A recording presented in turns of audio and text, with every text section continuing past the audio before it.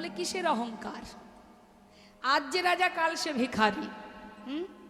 তাই তো বাবা, আজ যে রাজা কাল সে ভিখারি। আমার কর্ম অনুযায়ী আমি ফল ভোগ করব। আমি যেমন কর্ম করব তেমনই আমাকে ফল পেতে হবে। তোমার মধ্যে যদি একবার অহংকার এসে যায়, কখন যে ভগবান তোমার কাছ থেকে সর্বস্ব কেড়ে নেবে তুমি নিজেও জানো না। ওই যে একটা গান আছে না, কাহারও সমান নাহি যায়। হ্যাঁ, আজকে যে রাজা ধীরাজ কাল সে ভিক্ষা চাই। তাই মাগো, অহংকার করার মতো কিছুই আমাদের নেই। এই দেহটাও তো আমার নয়। কি বাবা, দেহটা আমার? কোনো কিছু যত্ন করে আলমারিতে তুলে রাখবেন 10 বছর, দেখবেন 10 বছর পরে বের করবেন সেটা তেমনই আছে। কিন্তু এই দেহটাকে যতই যত্ন করুন না কেন আপনি, সময় যখন হবে চুল পাকবে, দাঁত পড়বে, চোখে দেখবো না, কানে শুনবো না, যতই দামি দামি ক্রিম মাখি না কেন স্কিনটা যাতে গুটিয়ে না যায়, গ্ল্যামার নষ্ট না হয়, কিন্তু হবে কি, ধরে রাখতে পারবো? পারবো না। কেন বলুন তো?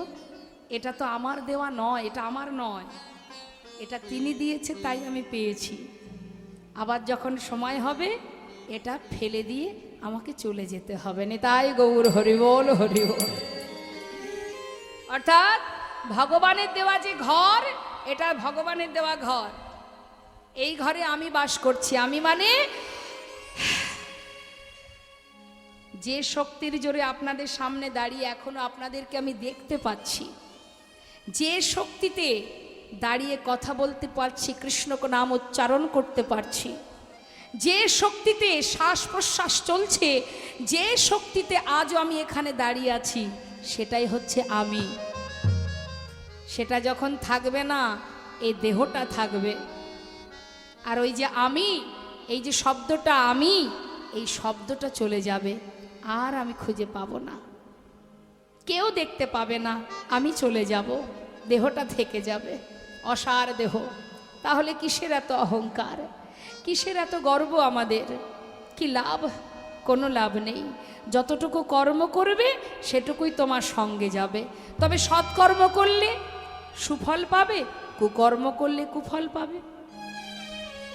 কিছু না কিছু তো নিয়ে যেতেই হবে বাবা, খালি হাতে কিন্তু যাব না আমরা। আসি উনি খালি হাতে, যাবও না খালি হাতে। আসার সময় পাপ পুণ্যের ফলটা এনেছি, আবার যাবার কালে পাপ পুণ্যের ফলের বোঝাটা ঘাড়ে করে নিয়ে যেতে হবে। যেমন কর্ম করব ফলটা তেমনই হবে। তুমি মনে করছো লোকের আড়ালে, মানুষের চোখের আড়ালে চুরি করব, ডাকাতি করব, খুন করব, অপরাধ করব, অন্যায় করব, পাপ করব, লোকে দেখতে পাচ্ছে না, তাতে কি আছে? আমি মহৎ কাজ করে ফেললাম। অন্যের ক্ষতি করলে তার জন্যে তোমাকে তৈরি থাকতে হবে। যেমন নবদ্বীপে শ্রীবাসের ঘরের সামনে নবদ্বীপের বড় পণ্ডিত চাপাল গোপাল ভবানী মায়ের পূজার শয্যা নিয়ে কুকর্ম করেছিল রাত্রের অন্ধকারে। মহাপ্রভু মনে মনে চিন্তা করলেন, তবে যে কর্ম তুমি আজ করে গেলে, এর জন্য উপযুক্ত সাজার জন্য তুমি তৈরি থাকো গোপাল। সময় হলে বিশ্ববাসী জানতে পারবে তোমার এই কর্মখানি। নিতাই গৌর হরিবোল হরিবোল। আর ভগবান যদি কখনো কারোর অপরাধের সাজা দেয়, সে এমনই সাজা, যে সাজা মানুষ দিলে কম হয়ে যায়। তাই জেনে শুনে ভুল পথে যাওয়া যাবে না মা। যেটুকু কর্ম করব সঠিক কর্ম করো, পাপ করো না। লোকের ফাঁকি দিয়ে লাভ কি? যিনি এখানে আছেন তার ফাঁকি কে দেবে? কেউ দিতে পারবে না। হ্যাঁ, সে সব জানে, যিনি এখানে থাকেন তার কিছু জানতে বাকি থাকে না। তার একটা মজার কথা শুনুন, একটু বলি, খুবই মজার কিন্তু উপযুক্ত শিক্ষামূলক। এক কারখানার মালিক বাবা কারখানায় বসে বসে কাজ করছে, মালিক, আর কর্মচারীরা নিচে বসে বসে কাজ করছে নিচের তলায়। এখন মালিকের সঙ্গে ফোনে কথা বলতে বলতে কোনো না কোনো কারণে মালিকের মাথাটা গরম হয়ে আছে। হ্যাঁ, দেখবেন কি হয়, অনেক সময় মায়ের যদি মাথা গরম থাকে, সেই গরমটা পড়ে গিয়ে কার ঘাড়ে বলুন? ছেলের ঘাড়ে বা স্বামীর ঘাড়ে। এখন মালিকের মাথায় এত গরম, নিচের তালা থেকে কর্মচারী যাচ্ছে ওপরের তালায় মালিকের কাছে কি বিষয়ে আলোচনা করতে। মালিকের মাথায় এত গরম হয়ে আছে, সে রাগটা ঝাড়বে কোথায়? ওই কর্মচারী যেই না সামনে হাজির, কিছু না কিছু বলতে যাবে, আর রাগে রাগে সেই মালিক তার গালে একটা চড় বসিয়ে দিয়েছে। যেই না চড় বসিয়েছে, মালিকের মার খেয়ে কর্মচারী ভাবছে আমি তো কোনো অন্যায় করিনি, আমি তো এসেছিলাম একটা কাজের জন্য, উনি অকারণে আমাকে মারলেন কেন? সে কি করেছে, কাজ ফেলে দিয়ে বাড়ি চলে গেছে। আর যেই না বাড়ি চলে গেছে, ঠিক সময় মতো যায়নি, আগে আগে বাড়ি গেছে। গিন্নি ভাবছে ব্যাপারটা কি, সকাল সকাল বাড়ি এলো, তবে কি স্বামী কাজে যায়নি, নিশ্চয়ই অন্য কোথাও গিয়েছিল। এই যে শোনো, এদিকে এসো। আজকে এত তাড়াতাড়ি বাড়ি এলে কেন, কি ব্যাপার? ভালো লাগেনি মানে? আমার দিকে তাকাও, অন্য কোথাও গিয়েছিলে নাকি? বলছে দেখো অত কথা বলতে পারবো না, মাথা গরম আছে। আরে বাবা, আমি তো তোমাকে একটা প্রশ্ন করছি, কোথায় ছিলে সেটা বলো, কোথায় গিয়েছিলে? বারবার জিজ্ঞাসা করছে, তারও তো রাগ, তারও তো মাথা গরম। সেও রাগে রাগে তার বউর গালে চড় বসিয়ে দিয়েছে। এখন বউ দেখছে ভালো কথা জিজ্ঞাসা করলাম আর তুমি আমায় মারলে, তোমার সংসারে তোমার হাতে মার খেতে হবে, করবই না তোমার সংসার, এই থাকলো তোমার সংসার, চললাম আমি। এই বলে কাপড় চোপড় গোছাচ্ছে, বাপের বাড়ি চলে যাবে। এমন সময় বড় ছেলে এসে হাজির। মা, ও মা, যাচ্ছ কোথায়? এই ভর দুপুরে খিদে পেয়েছে, খেতে দাও। মারও তো রাগ আছে, সে কি করেছে, যেই বলেছে খেতে দাও, দেখুন মারটা কোথা থেকে আসছে। যেই বলেছে খেতে দাও, মা কি করেছে, সেও রাগে রাগে তার ছেলেকে একটা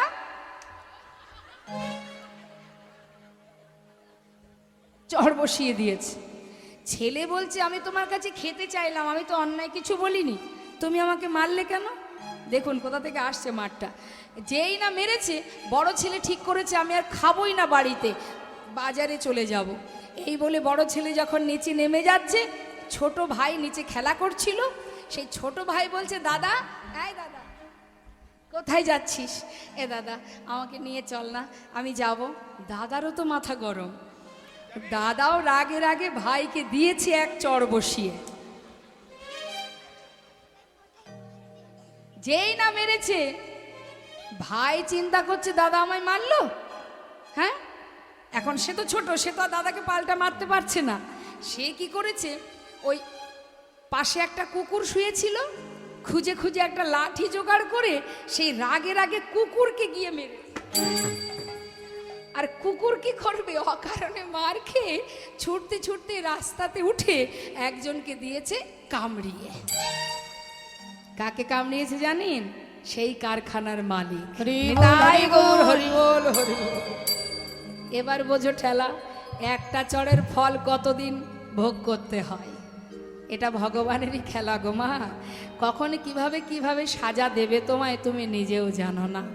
আমরা যখন অপরাধ করি তখন বুঝতে পারি না যে কি অপরাধ করলাম, কিন্তু যখন সাজা পাই তখন ভাবি কি অপরাধ করেছি আমি, যার জন্য আমার এই সাজা। কিন্তু তুমি কি করে জানবে তুমি কি করেছো? তাই আজ গৌর সুন্দর আমার, তিনি জগতে জীবের কল্যাণের জন্য নিজে বদনে কৃষ্ণ নাম গাইছে, জীবকে গাওয়াচ্ছে। নাম গাইতে গাইতে তিনি এসে পৌঁছালেন কোথায় জানেন?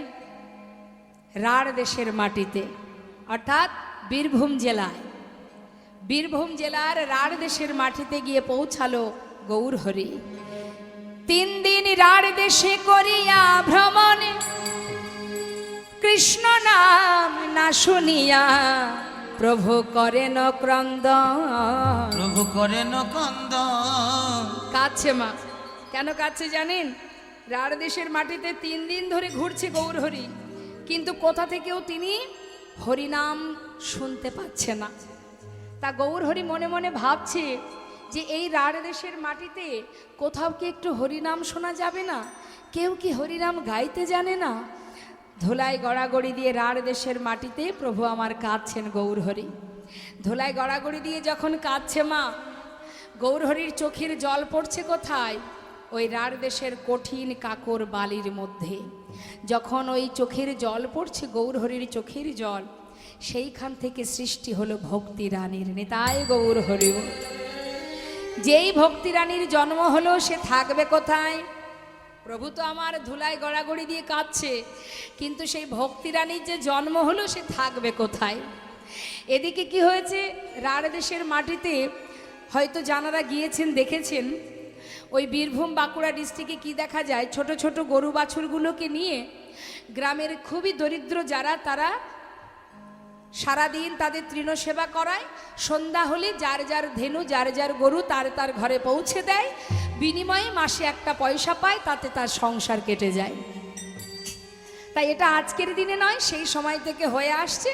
এখন ছোট ছোট বালক যারা খুবই ছোট, 5 থেকে 10 এই হচ্ছে বয়স, এই রকম ছোট ছোট শিশুরা তারা গ্রামের ধেনুবৎস নিয়ে তারা মাঠে এসেছে ধেনু চড়াতে। এখন ধেনু চড়াচ্ছে, গাভীগণ তৃণ সেবা করছে, ঘাস খাচ্ছে, আর এদিকে ওরা সবাই মিলে নানাবিধ খেলা করছে।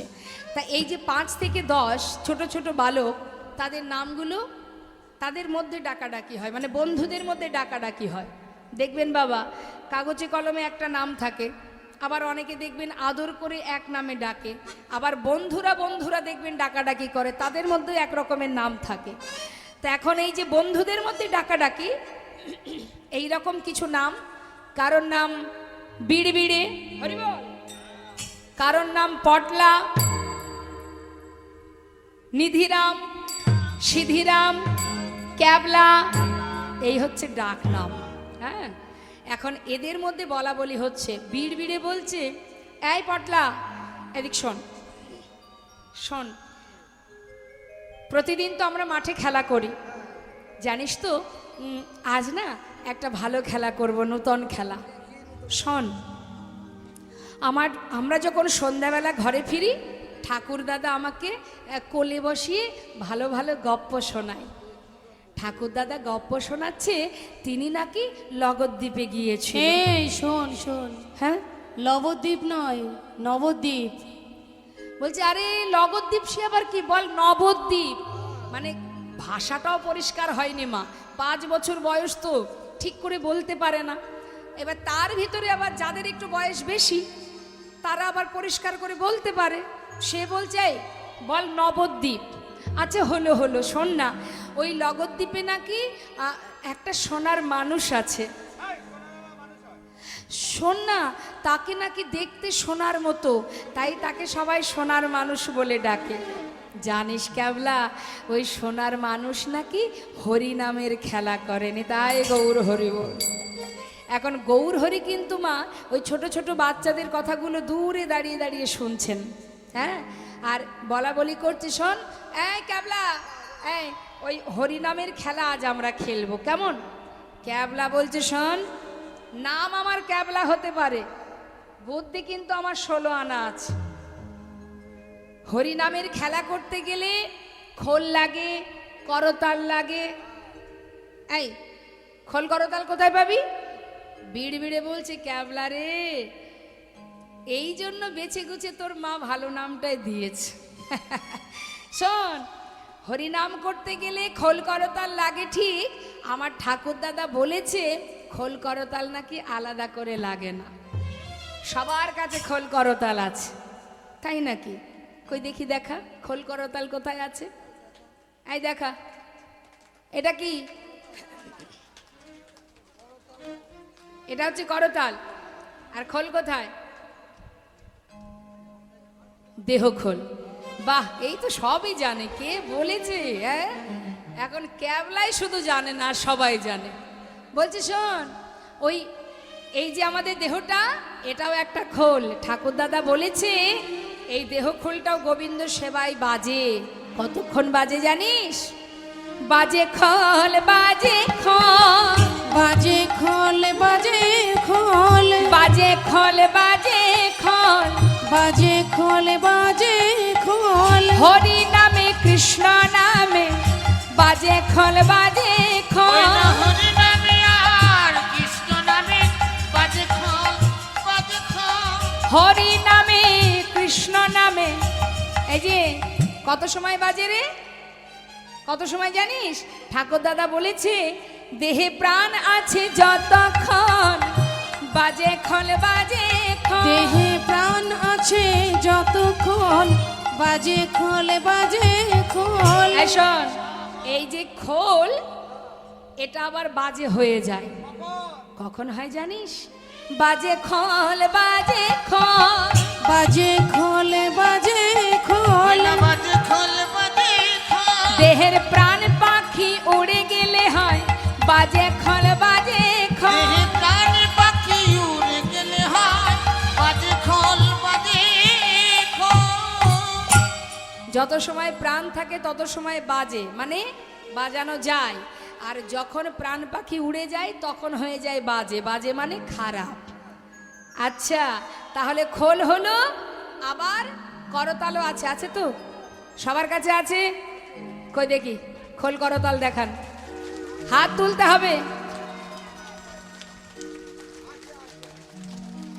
এই তো, তবে বেতালে বাজালে হবে, তালে বাজাতে হবে।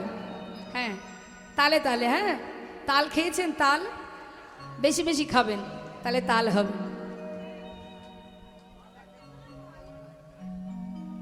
দেখি হাত তুলে। এবার সবাই মিলে একসঙ্গে, ছোট ছোট বালকরা একসঙ্গে হাতে তালি দিয়ে খোল করতাল বাজিয়ে নাম গাইছে। আমরাও গাইব। হাত তুলুন, হাত তুলুন, হাত তুলুন, সবাই তুলুন। যার কাছে খোল করতাল আছে সেই তুলবেন। বাবা আপনারা একটু হাতটা তুলুন। হ্যাঁ, হাত নামাবেন না। এবার আমি দেখতে চাই কার মধ্যে তাল আছে আর কার মধ্যে বেতাল আছে। তালে তালে হরিনাম গাইতে হবে। হ্যাঁ, বেশ। হরে কৃষ্ণ। আমি শেষ করব, আপনারা গাইবেন। কেমন? আমি গাইবো, তারপরে আপনারাই কিন্তু আজকে আমার সঙ্গে দোহারি করবেন জোরে জোরে। হরে কৃষ্ণ হরে কৃষ্ণ কৃষ্ণ কৃষ্ণ হরে হরে, হরে রাম রাম রাম হরে হরে। বলুন হরে কৃষ্ণ। বাহ, হরি বল।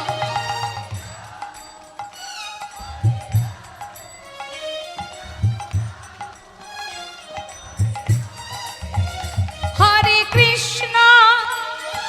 কৃষ্ণ কৃষ্ণ কৃষ্ণ হরে হরে, হরে রাম রাম রাম হরে হরে, হরে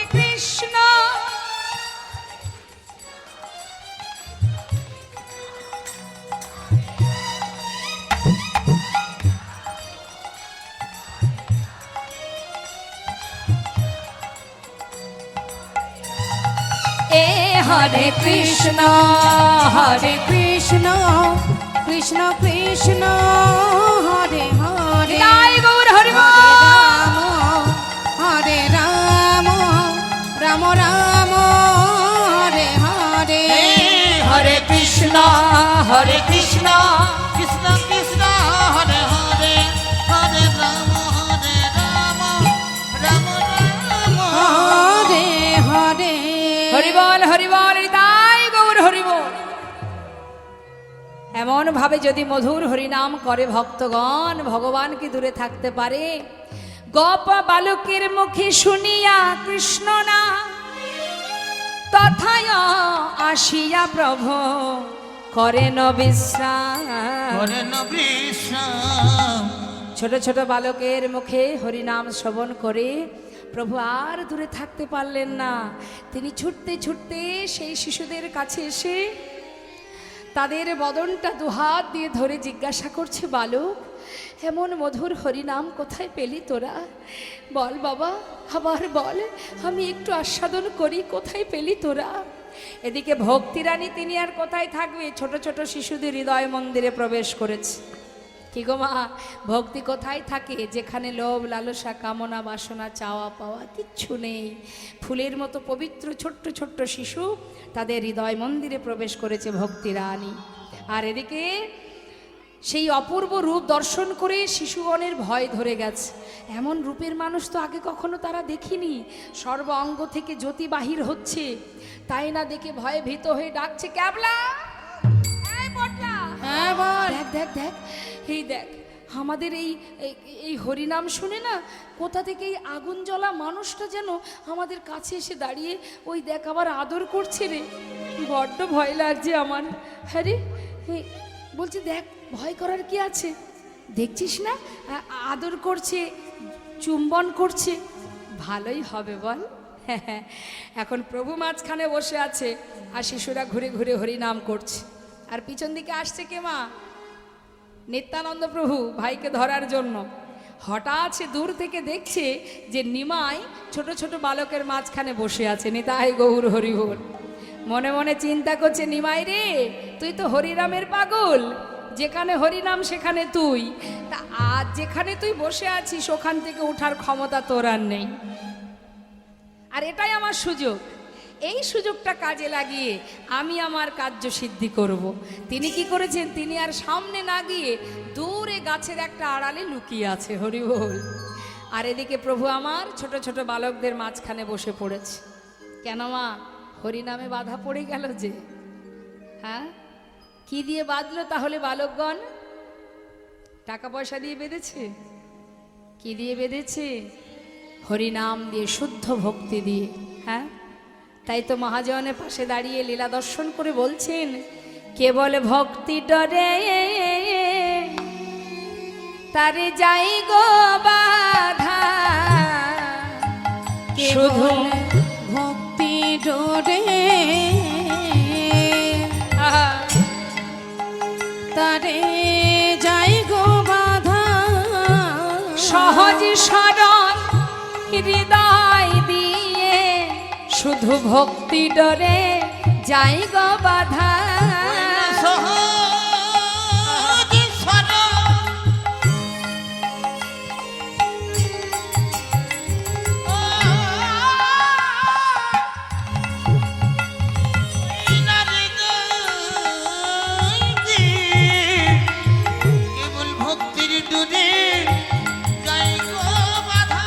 কোন ধনৈশ্বর্য লাগে না গো, শুধু ভক্তি ডরে যাই গো বাধা।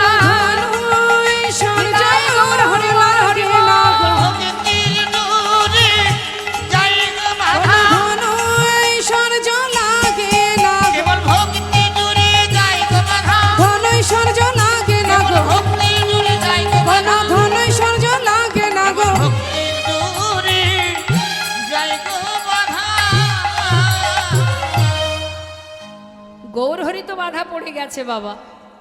আর এদিকে নিত্যানন্দ প্রভু চিন্তা করছে, ওই বালকগণ যদি একবার আমার দিকে তাকায়, ওদেরকে আমার কাছে ডেকে নিয়ে যা যা করার আমাকে করতে হবে। তাই তিনি কি করেছে, দূরে গাছের আড়ালে দাঁড়িয়ে থেকে ওই বাচ্চাগুলোর মুখের দিকে তাকিয়ে আছে, যদি একবার আমার দিকে তাকায় ইশারা করে ডেকে নেব। এখন নিতাই চাঁদ উকি দিয়ে দেখছে যে কতক্ষণে ওরা আমার দিকে তাকাবে। আর ছোট ছোট শিশুরা তারা গৌরহরিকে মাঝখানে রেখে হরিনাম করছে মা। ঘুরে ঘুরে ঘুরে ঘুরে হরিনাম গাইতে গাইতে হঠাৎ ওই নিতাই চাঁদের চোখে চোখ পড়ে গেছে। যেই না চোখে চোখ পড়ে গেছে, সঙ্গে সঙ্গে একজন আর একজনকে ডাকছে, ক্যাবলা, এই ক্যাবলা দেখ না, এই তো একটা আগুন জ্বলা মানুষ, তাই না? কিন্তু আমি আর একটা আগুন জ্বলা মানুষ দেখলাম। ওই দেখ, ওই যে গাছ আছে না, ওই গাছের আড়ালে দাঁড়িয়ে আছে, দেখতে পাচ্ছিস? দেখ চোখ দুটো কত বড়। বাবা, ইনি তো সেই শঙ্কর্ষণ বলরাম। হ্যাঁ, একটু চোখ দুটো বড় বড় আর লাল, তাই না দেখে ওরা আরো ভয় পেয়ে গেছে। ভয়ে ভীত হয়ে বলছে, ক্যাবলা রে ওই দেখ, আবার ইশারা করে ডাকছে। আমার মনে হয় কি জানিস, ছেলে ধরা এসেছে, ছেলে ধরা এসেছে, ছেলে ধরা এসেছে, ধরে নিয়ে যাবে বলে ছেলে ধরা এসেছে, আমাদের ধরে নিয়ে যাবে বলে কাঁধে একটা বড় ঝোলা, ধরে নিয়ে যাবে বলে, ধরে নিয়ে যাবে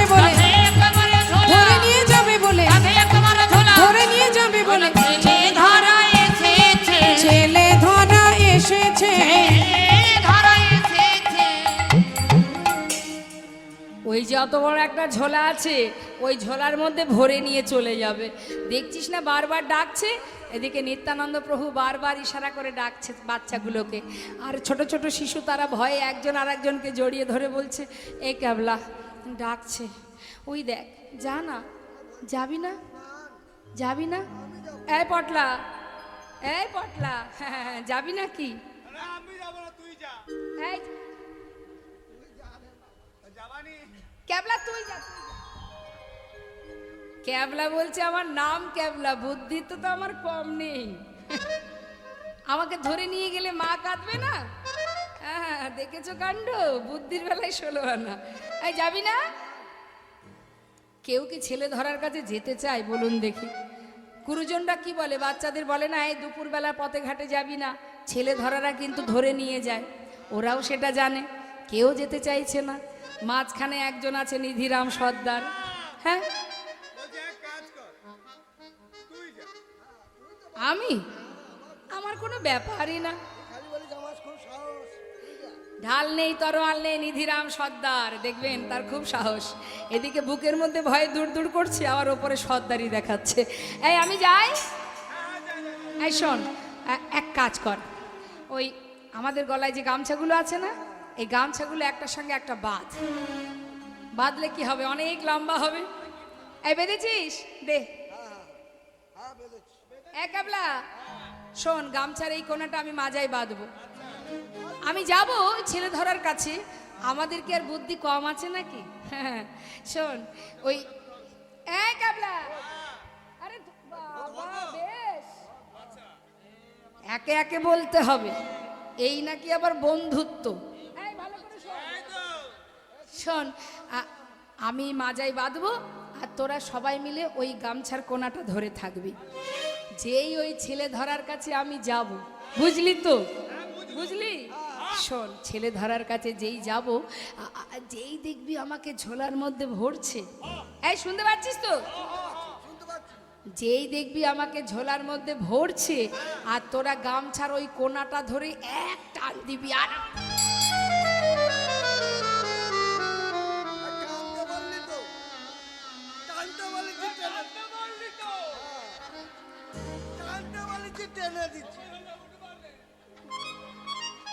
আচ্ছা বলো, আমি কি এখন টানতে বলেছি?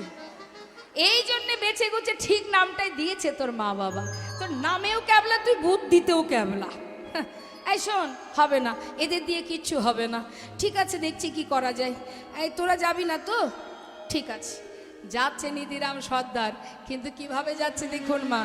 ভয়ে ভয়ে 1 পা 2 পা চলল নিধিরাম, ভয়ে ভয়ে 1 পা 2 পা চলল নিধিরাম, ভয়ে ভয়ে 1 পা 2 পা চলল নিধিরাম, ভয় 1 পা এগোয় 2 পা পেছ, ভয়ে 1 পা এগোয় 2 পা পিছয়, 1 পা এগোয় 2 পা পিছয়, তাকাই ডানে তাকাই বামে, ভয়ে ভয়ে 1 পা 2 পা চলল নিধিরাম, ভয়ে ভয়ে 1 পা 2 পা চলল নিধিরাম।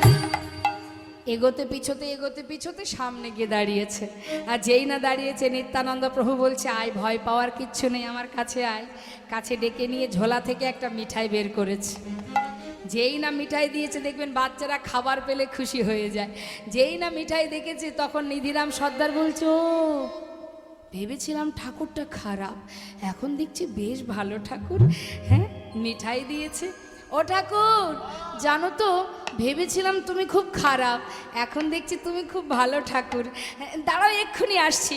মিঠাই নিয়ে ছুটতে ছুটতে বন্ধুদের কাছে, এই ক্যাবলা, এই শোন না, এই ঠাকুর তো শুধু আদর করেছে, কিছু তো খেতে দেয়নি। হ্যাঁ, আর ওই ঠাকুর না আমাকে আদরও করেছে, আবার এই দেখ মিঠাই খেতে দিয়েছে। চল চল, সবাই মিলে আমরা যাই। সবাই মিলে কি করেছে, গৌরহরিকে ফেলে রেখে দল বেঁধে সবাই নিতাই চাঁদের কাছে। নিতাই গৌরহরি বল। যেই না নিতাই চাঁদের কাছে এসেছে মা,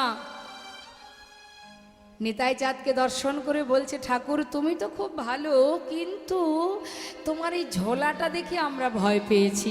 এই ঝোলাটা কিসের ঠাকুর বলো না? নিত্যানন্দ প্রভু বলছে, বালক, ভয়ের কিচ্ছু নেই। আমার এই ঝোলা, শোন, এই ঝোলাটা হচ্ছে সিদ্ধি ঝোলা। হ্যাঁ, সিদ্ধি ঝোলা? হ্যাঁ আরে না না না রে, সে ঝোলা নয়। শোন, এই ঝোলাটা হচ্ছে সিদ্ধ ঝোলা, সিদ্ধ।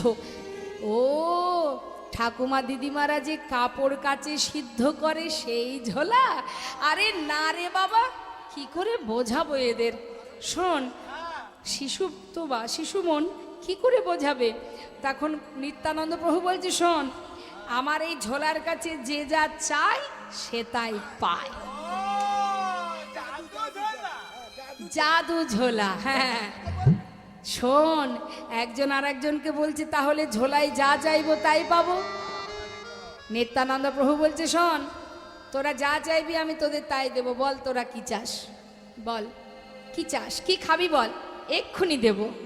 ছোট ছোট শিশু বাবা, তাদের মন ছোট, বয়স ছোট, মনটা মানে চাওয়াটা কত বড় দেখুন। বলে উঠলেন একসাথে, জানো ঠাকুর, তোমার ঝোলার কাছে যা চাইবো তাই পাবো। আমরা কিছু খেতে চাই না, যদি কিছু দেখতে চাই দেখাবে? নিত্যানন্দ প্রভু বলছে, ঠিক আছে, বল কি দেখবি বল, এক্ষুনি দেখাবো। ঠাকুর, তাহলে শোনো ঠাকুর, আমার ঠাকুর দাদা লগদ্বীপে গিয়েছিল, সেখানে গিয়ে না সোনার মানুষ দেখে এসেছে। জানো ঠাকুর, আমরা সেই সোনার মানুষটাকে দেখতে চাই। আমরা যে আজ তারই নাম করছিলাম, সে নাকি হরিনামের খেলা করে, আমরাও হরিনামের খেলা করছিলাম। ঠাকুর, তোমার এই ঝোলা থেকে যদি সেই সোনার মানুষটা একবার আমাদের দেখিয়ে দাও, তাহলে আমাদের 16 কলাই পূর্ণ হয়ে যাবে। নিত্যানন্দ প্রভু বালকের কথা শুনে চোখের জলে বুক ভাসিয়ে কাঁদছে আর বলছে, বালক, কি অপূর্ব চাওয়া তোদের, কত বড় মন তোদের, এত কিছু চাইতে পারে কয়জনা? ওরে, সোনার মানুষ দেখবি তোরা? দেখাবো।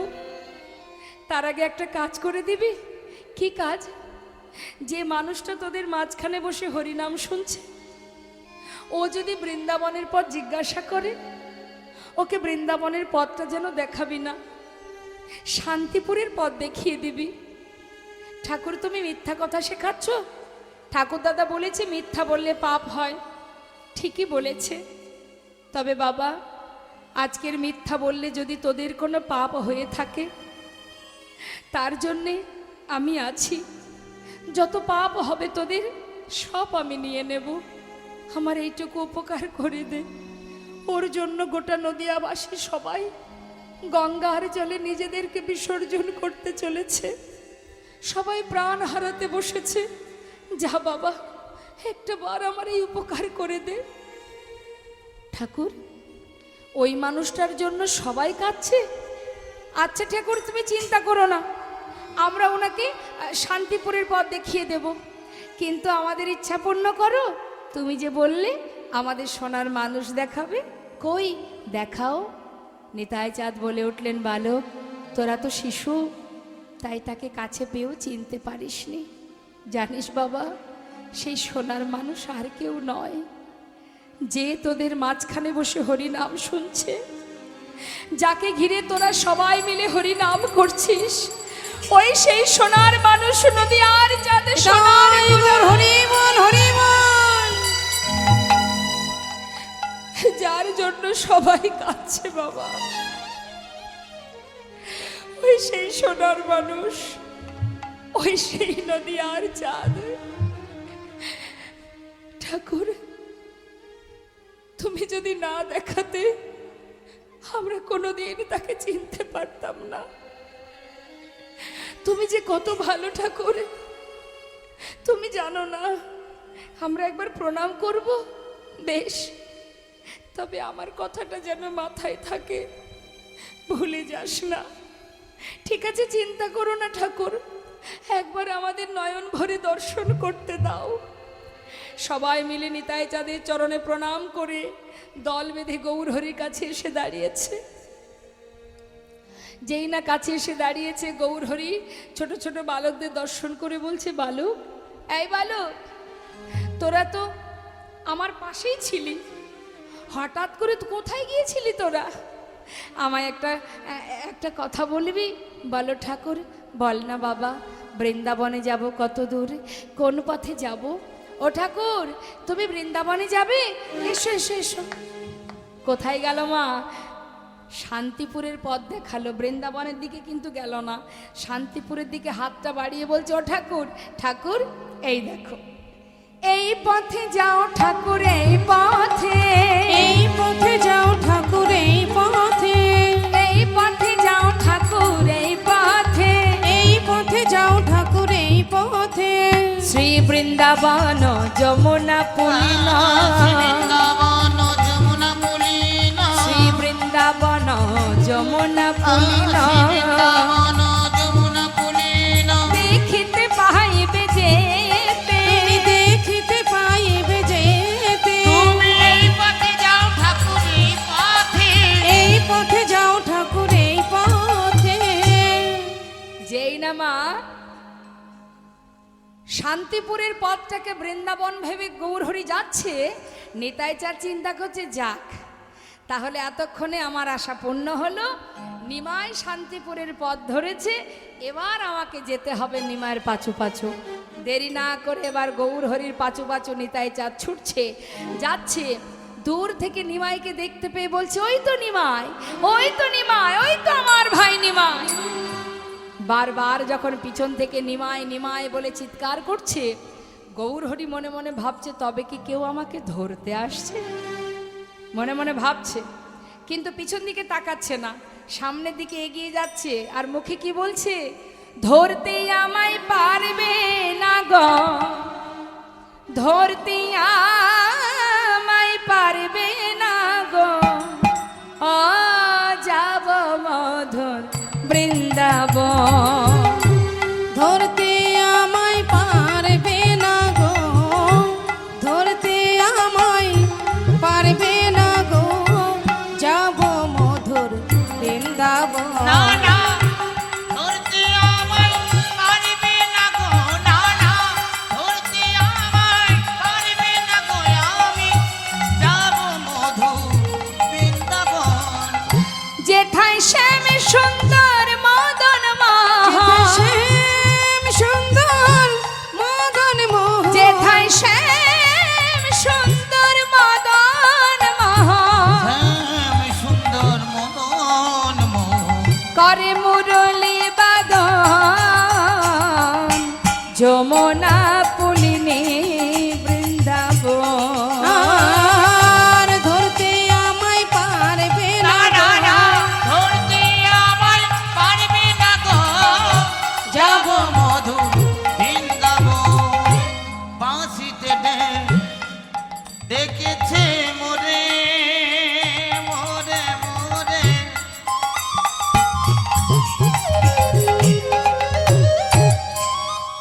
বাঁশিতে ডেকেছে মোরে,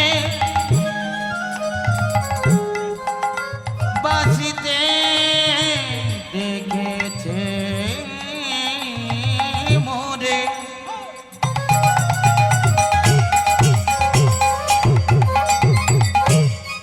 বাঁশিতে ডেকেছে, ডেকেছে মোরে মোরে, ওই বাঁশিতে ডেকেছে মোরে মোরে মোরে। না না, আমায় রহিতে দিল না ঘরে, আমি যাব মধুর বৃন্দাবন, আমি যাব মধুর বৃন্দাবনে, আমি যাব মধুর বৃন্দাবনে, যাব বৃন্দাবন যমুনা পুলিনে বৃন্দাবন। ধরতে আমায় পারবে না গো, না না, ধরতে আমায় পারবে না কেউ, যাব মধুর বৃন্দাবনে, না না, ধরতে আমায় পারবে না গো, যাব মধুর বৃন্দাবনে। এদিকে নিত্যানন্দ প্রভু